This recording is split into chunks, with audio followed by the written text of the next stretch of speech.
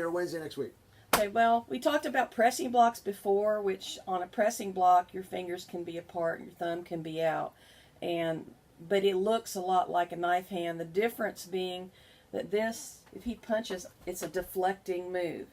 Okay, I'm not trying to hurt his arm. It's a deflection. That's a pressing block. A knife hand block, a knife hand strike, I would use differently. I'd come here, then I would use the knife hand to attack his elbow and maybe his carotid artery.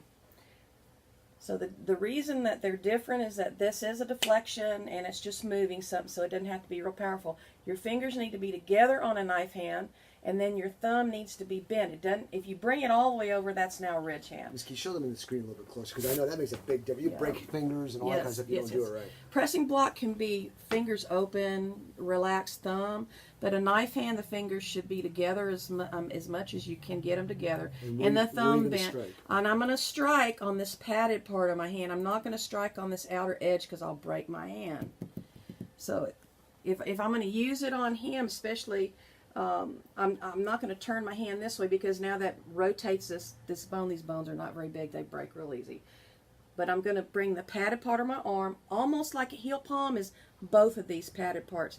Knife hand is just this padded part right here on the outside edge of your hand. Boom. So then I would strike. That's when you were teaching me a long time ago, that was one of my favorite strikes. Actually, I would come in the opposite way, but... Well, opposite way is ridge hand. Ridge hand, yeah. This is a ridge hand. This is a knife hand. There's 4 knife hands. Knife hand upward, punch in my face. I come up. He punches. That's inside, and then this would be outside. And then there's a downward also. You can't see it, obviously, on the radio, but come next week, it'll be on video. You check it out. So we're just going blow by blow here. Yeah. So there's. I'll tell you what, Miss Key, let's turn around this way so they can see it on the video on the opposite direction. So if I want to throw a punch at you, right? My face. I come up. Rising up is a rising knife hand block. He punches with that hand. I come in. It's an inside, goes from the outside of my body to the inside. Now I finish it with the outward knife hand, which I would attack his carotid artery. And I like the knife hands and I like pressing blocks because my finger's already open. I can grab, and then I can come in with the elbows and knee, whatever I need to do. The downward knife hand, let's say he's punching low, it would just come down like that, and I like that because then I can break my arm is what she's doing. I can do a lock of some sort.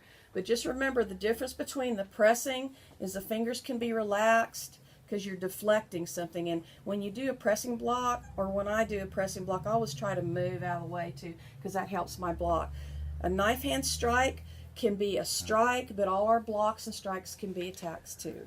Ladies and gentlemen, if you're concerned about personal safety, let's say, for example, you got your gun, but you don't have access to your gun. I was talking about bug out bodies, stuff that's on you. Well, the martial arts is something you always have with you wherever you are. So if you're interested in doing some form of tactics that can help you push off an attack, or Miss Key can square you away. Miss Key, tell them how to get a hold of you real quick. 254-721-2775. And parents of iTiger kids in Rockdale, Texas, at elementary, junior high, or high school, the school is going to be sponsoring a self-defense class that I'm going to teach starting April 9th. So keep that in mind. And it's free. Keep your powder dry, and God bless.